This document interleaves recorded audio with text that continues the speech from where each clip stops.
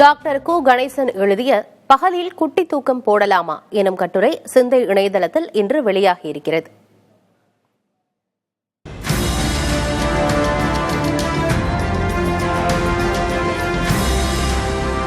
நம் உடலில் ஏற்படும் மெலட்டோனின், கார்டிசால் ஹார்மோன் மாற்றங்களால் முறையே இரவு தூக்கமும் பகல் விழிப்புணர்வும் ஏற்படுகின்றன என்று டாக்டர் கு கணேசன் எழுதிய இந்த கட்டுரை விளக்குகிறது. பகலில் 15 முதல் 40 நிமிடங்கள் வரை தூங்கும் குட்டி தூக்கம் மூளையை சுறுசுறுப்பாக்கி நினைவாற்றலை வளர்க்கும் என கலிபோர்னியா பல்கலைக்கழக ஆய்வும், அது இரத்த அழுத்தத்தை குறைத்து இதயத்தை பாதுகாக்கும் என பென்சில்வேனியா கல்லூரி ஆய்வும் கூறுவதை இக்கட்டுரை சுட்டிக்காட்டுகிறது. அதிக உடல் மற்றும் மூளை உழைப்பு உள்ளவர்களுக்கு பகல் நேர குட்டி தூக்கம் புத்துணர்வை தரும்.